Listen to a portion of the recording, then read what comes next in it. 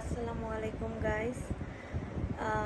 অনেকেই জানেন ঢাকা এয়ারপোর্টে আজকে আমি একটা প্রবলেমে পড়ছি। তার কারণ হচ্ছে আমি একজন দুবাই প্রবাসী।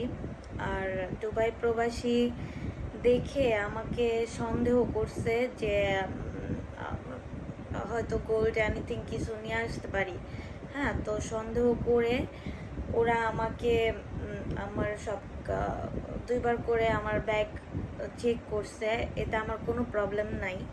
হ্যাঁ, আমি এখনও খুব আপসেট, কারণ হচ্ছে আমি এখনও ঘুমাতে পারছি না, কারণ আমি হয়রানি হয়েছি প্লাস ফাও জরিপানা দিছি। হ্যাঁ,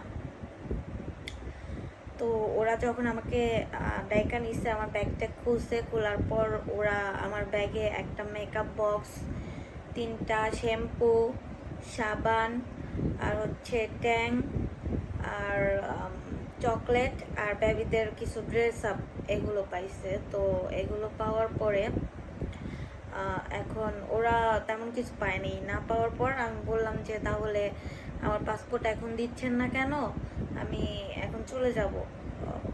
কারণ অলরেডি তখন 8টা 10-এ প্লেন ল্যান্ড করছে, তখন 10:30 বাজে লাইক দিস। তো ওরা বলতেছে যে ট্যাক্স দিতে হবে। কিসের ট্যাক্স? আমি যদি কোনো অবৈধ জিনিস নিয়ে আসতাম তাহলে ট্যাক্স দিতাম। আমি দুবাইতে ডে টু ডে ড্রিমল্যান্ড থেকে 5 to 10 দেড়হামে জিনিস নিছি, 700 to 800 দেড়হাম লাইক দিস। 700 থেকে 800 দেড়হাম হবে আমি দুবাই থেকে জিনিসগুলো নিছি। এখন আমার এখানে 1500 দেড়হামের মতো জরিমানা পে করতে হবে, একদম মিনিমাম 1000 দেড়হাম।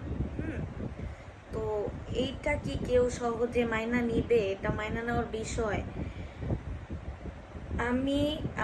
আমি আমার খুশির জন্য, আমার ফ্যামিলিকে হ্যাপি করার জন্য আমি ডে টু ডে থেকে অল্প অল্প অল্প অল্প করে কিছু কিছু জিনিস নিছি। আমি তো এমন না যে অবৈধ জিনিস নিছি যে আমাকে জরিমানা দিতে হবে।